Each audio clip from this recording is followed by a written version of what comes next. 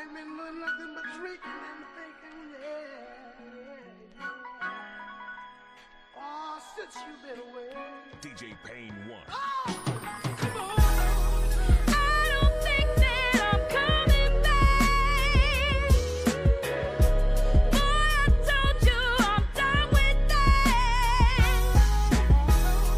You think you can do me so wrong.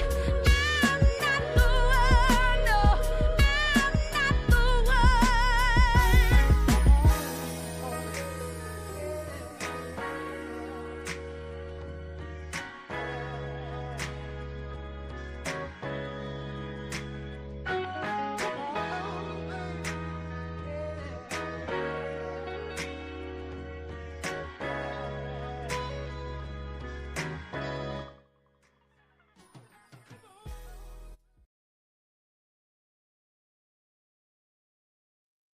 Hello, what's going on, guys? Welcome to the CEO Sports Show for September 13th, 2025. And on today's episode, we are going to be breaking down all of the week 3 college football happenings. Before we get into the video, please make sure to hit that like button, subscribe.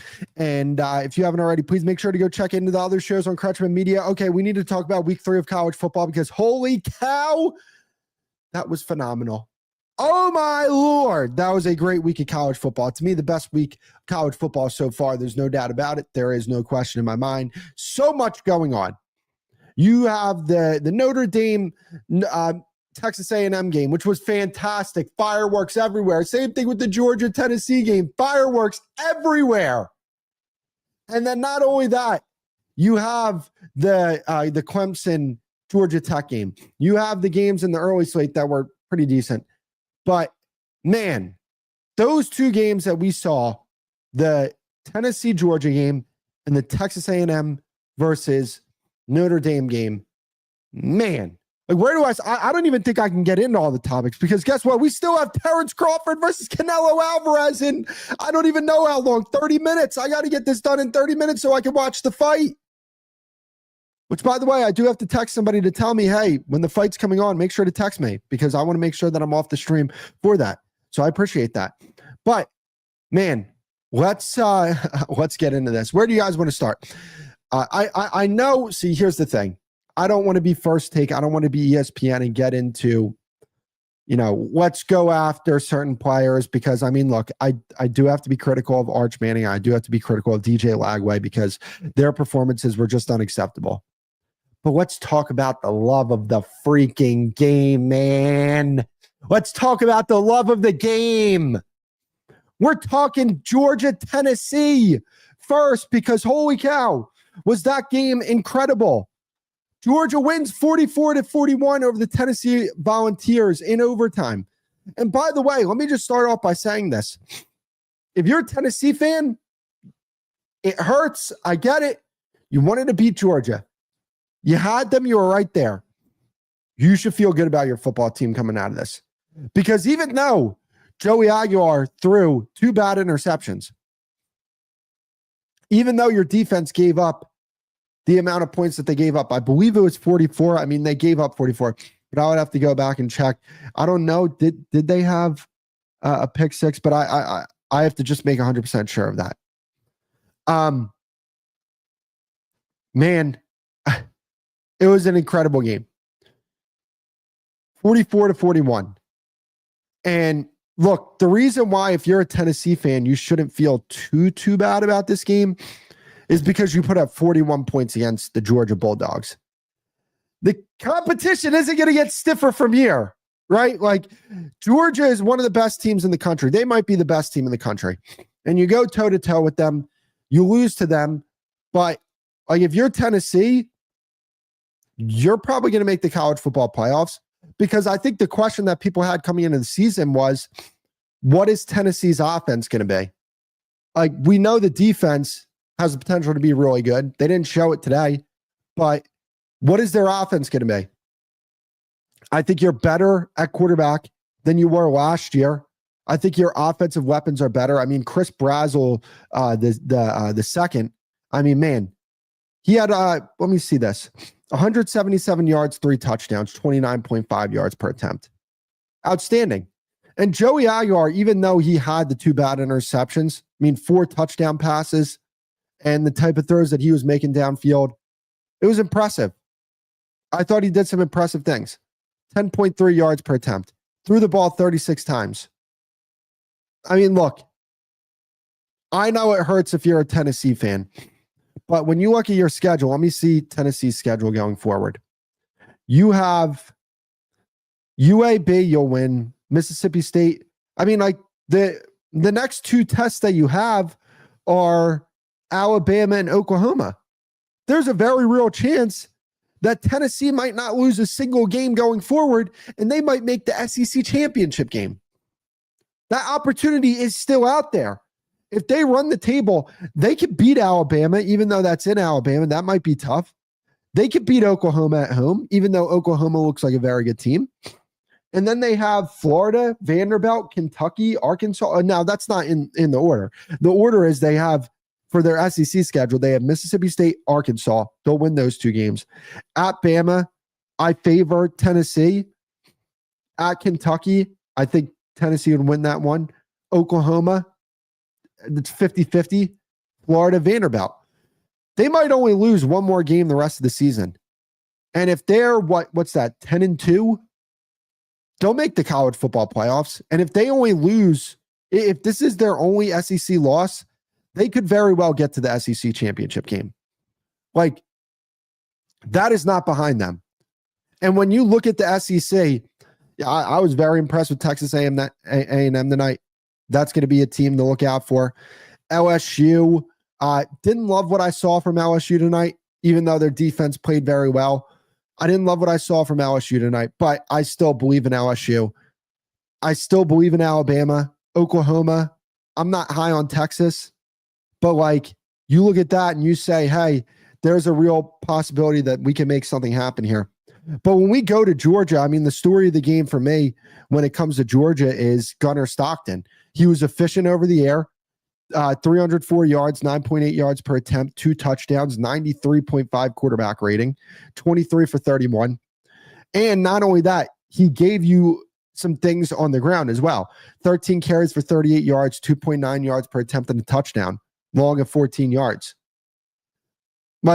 If Gunnar Stockton can be a good quarterback, which he's obviously a good quarterback based off what we saw today, with this Georgia team, why aren't they the best team in the country? I don't think there's a single team that stands out. When I look at Georgia, I don't see why they can't be the best team in the country. There's not a single team in the country that right now I say is definitively better than Georgia. There is no great team in college football at the current moment that we've seen. So when I look at Georgia going into Tennessee and having the type of success that they had offensively, yes, I worry about what happened defensively here in this game. But when you look at the rest of the SEC, can they beat LSU? Yeah. We saw that they could beat Tennessee. Can they beat Texas A&M? Yeah. Yeah. And when you look at the rest of the country, what other teams are there that make you say, wow, that's going to be a team that stands in the way of Georgia? Ohio State. That's really the only team that I look at and say, yeah, that's going to be a team that could potentially stop Georgia from winning another national championship. But other than that, I just don't really see it, in my personal opinion. I don't think Penn State can do it. I don't think, LSU maybe. I think LSU could beat Georgia, but I would probably favor Georgia in that game. I don't think Penn State could. I don't think Oregon could. Maybe Miami, because I'm very impressed with what I'm seeing from Miami.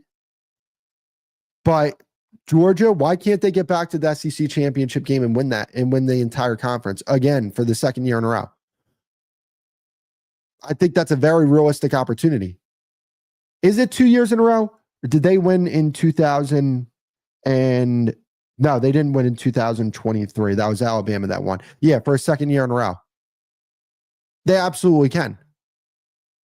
So I was very impressed with what I saw from Georgia today, even though defensively I do have some concerns. But you go into Tennessee, that's not an easy place to play. And you go in there and you win that game. Yeah, that's impressive. So to put a lid on this game, Georgia looks fantastic. Tennessee looks a lot better than I expected Tennessee to look. They're probably going to make the college football playoffs, and they still have the opportunity to make the SEC championship game. They just have to win out, and there are only 2 tests that they have left on their schedule, Alabama and Alabama, which I think that's going to be a much tougher game than people expect because I think Alabama is better than people think they are.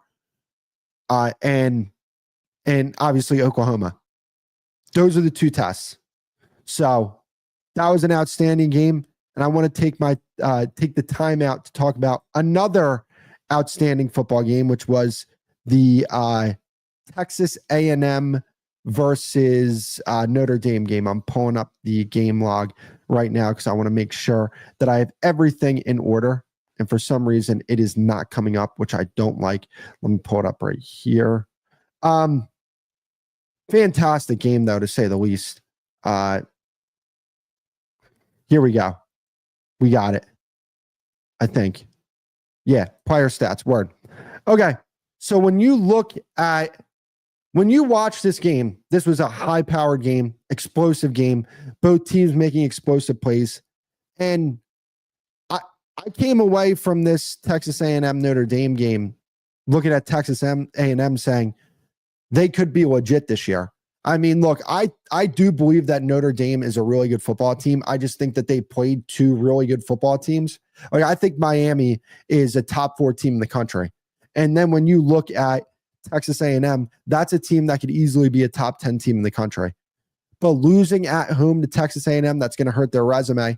But when I look at Texas A&M, that to me is where I come away very impressed. Marcel Reed to me is what you look at and you say, yes, he's a young quarterback that needs some development, but the quarterback that he is today is an effective quarterback. He is a useful quarterback. He helps out your offense. There's 2 other quarterbacks in the SEC that we're going to talk about, Arch Manning and DJ Lagway, where I don't feel that way about them, where people are going to say, just let them develop, let them work on their game. You're coming to a conclusion too early. No. Marcel Reed is the perfect example of a guy who he needs to work on some things with his game, but he provides something to his football team, to his offense that can help out the offense today. And we saw that in this Notre Dame game. I mean, going on the road, playing Notre Dame in Notre Dame, that's not easy to do. So for him to play, I mean, granted, 17 for 37, 360 yards, 2 touchdowns and an interception. It's not great. But also you have to take into account 7 carries for 37 yards, right? Like, he contributed damn near 400 yards of offense. That's very impressive. Now, yes, there were plays that he left on the table, but if I'm a Texas A&M fan and I look at Marcel Reed and his development, I say, man, if you hit some of those throws that you missed down the field and you provide what you already provide to this offense, I mean, you're talking about a guy that maybe in a year, 2 years from now could potentially be a Heisman candidate. And I mean, with these receivers that they have at Texas A&M, it's very interesting what they can do in the SEC. I mean, you talk about Mario Craver, who was fantastic this game, 7 receptions for 207 yards, 29.6 yards per reception. I mean, he's electric. He's fantastic. And they're able to run the ball pretty well. Le'Veon Moss, 20 carries, 81 yards, 4 yards an attempt, but 3 touchdowns. Yeah, I came away very impressed. And the fact that they were able to come away with the win on that game-winning drive, that's very impressive to me. And those playmakers, there's something that you have to look out for if you're the SEC. With Concepcion and Craver, those 2 guys can really make plays. And when I look at Notre Dame, CJ Carr, they got a quarterback. Again, I know when you come out of these games and one team loses and another team wins, you got to go after the team that loses. And yeah, Notre Dame starting 0-2, it's not good. I mean, they're going to have to win out if they want even a chance to make the college football playoffs. But if I'm a Notre Dame fan, I'm looking at this and I'm saying, okay, at the very least, we feel good about our head coach and our quarterback. CJ Carr, to me, Yes, there are things that he needs to work on, very much like Marcel Reed, right? But when you look at CJ Carr, you look and you see a useful quarterback for his team right now with the potential to be more in the future. And if I'm a Notre Dame fan, I'm saying, okay, we have consistency at the quarterback position. Again, I always try to look for the silver linings in these things. And that's a silver lining that is absolutely fair to have. Not only that, this run game for Notre Dame, I'm going to look at Notre Dame's schedule real quick here because I want to see how they could potentially make a potential run here for the rest of the season. So when you look at their schedule, they play Purdue, Arkansas, Boise State, NC State, USC. I mean, they'll probably win the rest of their games, but it could potentially get to a point where it's like, okay, is their resume going to be strong enough for them to build a case to make the college football playoffs? You never know. But, I mean, if they make it, you look at what they have with those running backs with Jeremiah Love and Jadarian Price. I mean, they accounted for 3 touchdowns on the ground tonight. And that was the story of the game for the Notre Dame offense, along with CJ Carr being a nice compliment to them. I mean, look, when your offense puts up 34 points in a game, it's hard to necessarily blame them. The defense has to play better, and there's no ifs, ands, or buts about it. And Marcus Freeman is going to have to talk to his guys about that because that is his side of the ball. I mean, they gave up 488 total yards, 360 over the air, 128 on the ground. It's not good. It's not good at all defensively. So, fantastic game to say the least. It's a shame that one of these teams had to lose, but Texas A&M wins 41-40, and they're starting to continue to build out a case in the SEC that they can make something happen here. I want to move on to Clemson because I'm not going to lie. I am extremely disappointed in Clemson this year. They were my national championship pick. They were the team that I thought was going to win. They were the team that I looked at going into the season, and I said, oh, Ohio State from 2024, that's Clemson in 2025. Man, was I wrong. Man, was I wrong. And I didn't want to be wrong. I wanted to be right because who wants to be wrong? But I also wanted to be right because I wanted Dabo Swinney to shut up these people on ESPN that try to tell everybody else how to run their program and how, hey, even though you're a 2-time national champion, you don't know what you're doing. You can't adjust. I didn't want that to be the case. I don't like when these people on ESPN are right. I wanted Dabo Swinney to prove everybody wrong. But I got to call a spade a spade. They don't look good. They're not a team. They're not the best team in the ACC. I thought they were the best team in the ACC by a mile coming into the season because I looked at their offense and I saw all the pieces that they had on their offense. And I know that Antonio Williams is not playing. But even still, I still looked at Bryant Wesco, TJ Moore, the offensive line that they had. I understand they had some questions at running back, but they still have Cade Klubnik. And then when you look at the defensive side of the ball, they're loaded on defense. So for them to start 1-2, yeah, that's a big time problem. And I'm like in shock by how disappointing they've been this year. And they played very well against LSU week 1. Or not very well. I shouldn't say that. But they didn't look like this. What I see from Clemson, I mean, let's be honest. Are they beating Florida State? I don't think so. Are they beating South Carolina? I don't think so. So they potentially have 2 more losses on their schedule. And it's not a guarantee that they beat SMU or Duke or these teams. With what I see from Clemson, now, how can you say it's a guarantee that they beat any of these other teams? That they beat Syracuse or Boston College or SMU or Duke or Florida State or South Carolina? I'm not saying they're going to lose all those games, but I don't think you could definitively say going forward that they can win those games. And my question is, what is the problem? What is the excuse? You got to point it back at Dabo Sweeney. You just have to. When you have a roster as talented as this, the only place you can look at is the coaching staff. Now, yes, players have to do their job. I get it. But when you have this type of talent, the first place you have to look at is at the coaching staff. Disappointing to say the least. And our last two topics of the show is we're going to be talking about two disappointing things. Arch Manning and DJ Lagway. So let's start off with Arch Manning. I want to get the full stats from today's game because there was a time in this game where he had 10 straight incompletions. 10. And when I pull up this box score, I want to go over this. Arch Manning is not a good quarterback. I'm out. I defended him. I said, hey, wait for him to develop. Let's see what happens. But I was also not on the side of this guy is the next Andrew Luck. And by the way, to the people who thought that, can you hold yourself accountable? Paul Feinbaum, you want to hold yourself accountable? Joel Klatt calling him the fourth best player in the country, not quarterback, not player in the SEC, fourth best player in the country. Putting him in the same conversation as guys like Jeremiah Smith, Caleb Downs. He put him over Garrett Nussmeier. That is wild.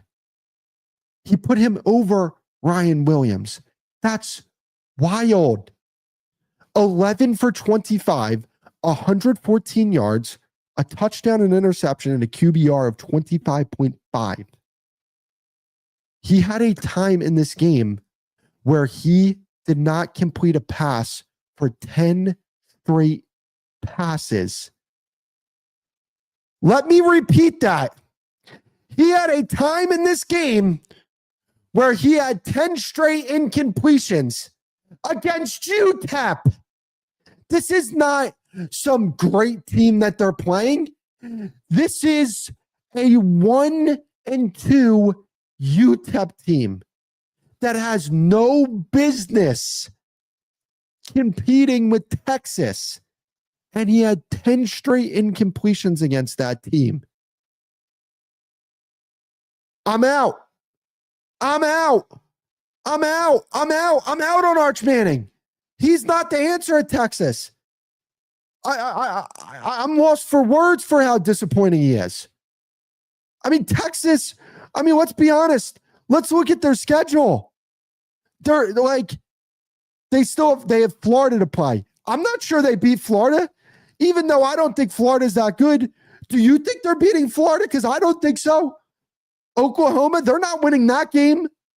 Georgia, they're not winning that. Texas A&M, they're not winning that game. So they're 1-2 on the season. I think they lose to Oklahoma. I think they lose to Georgia, and they lose to Texas A&M. That's going to be 4 losses on the season. And I think they lose one of these games, whether it be to Florida, Kentucky, or Georgia. I think they lose one of those games.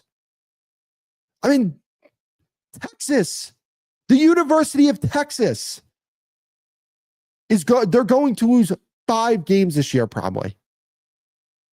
That's utterly disappointing. And can we please do 2 things?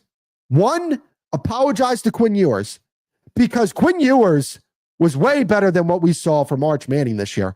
And to the pundits who sat up there on ESPN and who continuously called for Quinn Ewers' job every week, when are they going to put Arch Manning in? Arch Manning's got to get in the game. They can win a national championship if they have Arch Manning in.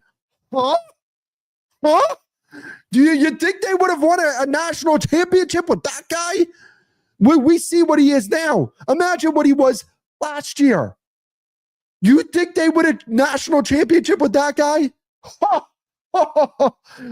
I can't believe that. I really can't believe that. I mean, like, maybe Steve Sarkisian saw something in practice last year that said, oh, this Arch Manning guy, yeah, there's no way in hell he's playing over Quinn Ewers. And by the way, he even said that last year. He's like, yeah, that's great. Arch can play as well as he plays, Quinn Ewers is the guy because he saw it in practice. He has more information than all of these people on ESPN, Dan Orlovsky and all these guys, the halftime of Georgia. Oh, they got to make a Tua Tagovailoa change. They got to put Arch Manning in. Shut up. This guy was not ready to play. He is not an SEC quarterback. I mean, sorry. Well, I mean, what am I supposed to say? What am I supposed to say? He's not an SEC quarterback. 11 for 25, 114 yards. Wait, and here's the thing. He has SEC talent.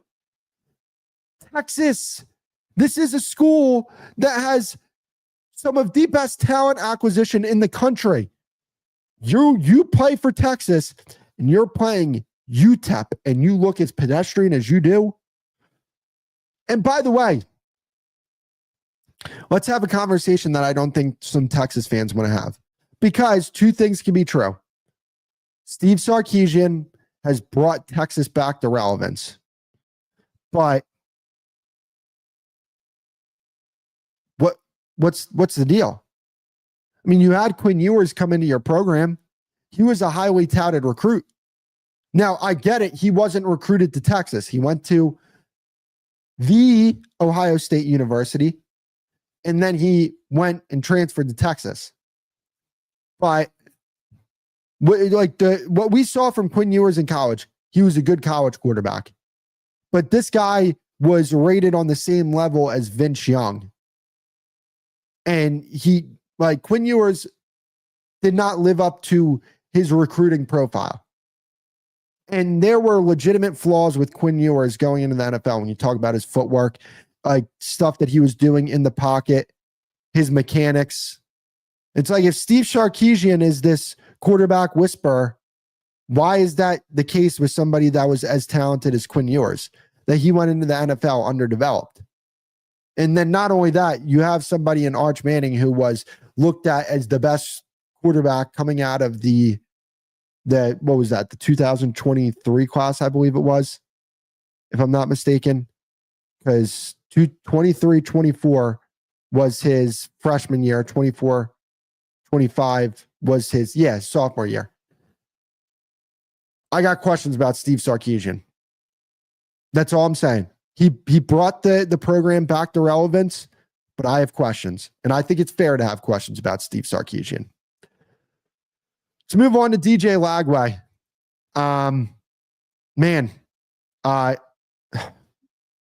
Florida had a chance. Florida had a chance to win this game. They definitely could have won this game. When I look at LSU, Garrett Nussmeier, I don't think he played a good game. 15 for 27, 221 yards, 8.1 an attempt, 1 touchdown, and a really bad interception.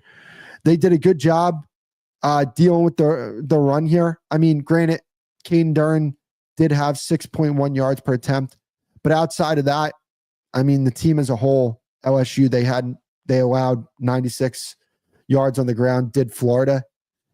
DJ Lagway, I mean, 1 touchdown to 5 interceptions and 9 carries for 19 yards. I get it. DJ Lagway played well against Ole Miss and LSU last year. What has DJ Lagway done to warrant the hype that he's received? To me, when I look at these quarterbacks coming into college, I don't look at their recruiting resume and say they're going to be great. As a matter of fact, we've seen a lot of quarterbacks recently here with high recruiting profiles and them actually not be great. So when I looked at DJ Lagway, I was like, there's a good foundation to build on here, but I still want to see it.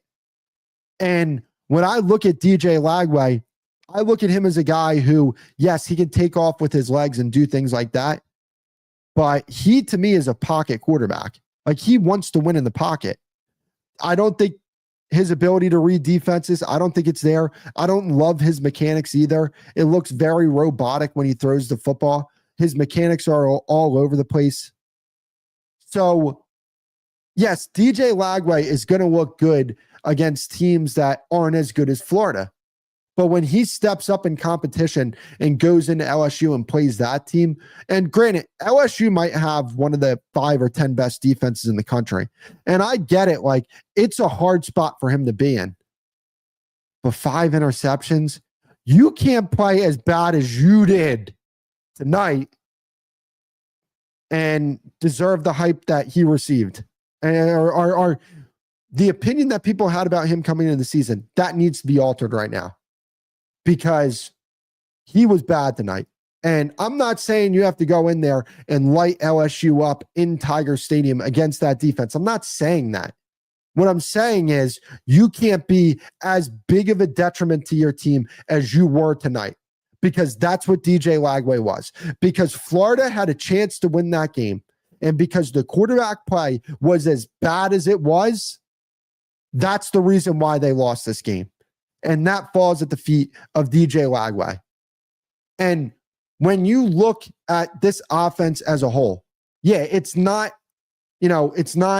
Georgia with Zachariah Branch and Colby Young. It's not Texas A&M with Craver and Concepcion. They don't have all these weapons on their team. I get it. It's not a fantastic offensive roster, but you need to do better than what you did tonight. Or at the very least, don't put your team in the type of situation that you put your team in tonight. And also, like, I look at the play calling and I say, why is he throwing the ball as much as he is? Clearly, the Florida defense did a good enough job against this LSU offense to keep you in the game. Win ugly. I mean, if DJ Lagway would have thrown 2 interceptions, or even if he would have thrown no interceptions, they definitely win this game. If he throws like 3 less interceptions than what he threw, they win the game. Like, this is a game where you got to win ugly. You can't win with flash in this game. You're going to LSU and you're playing in Tiger Stadium, but your defense was winning the game for you. Your defense was keeping you in the game. And because your quarterback played as bad as he did, that took you out of the game. 5 interceptions, and you still only allowed 20 points against that offense. Got to be better. Got to be better if you're DJ Lagway. And we'll see what happens. I mean, look, Florida could look a lot different this time next year than they do right now. Billy Napier could be out of there, and DJ Lagway might be out of there as well. He might transfer.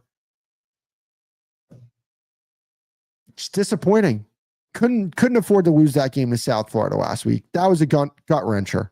Even if you want to say South Florida is better than what you think they were, couldn't afford to lose that game.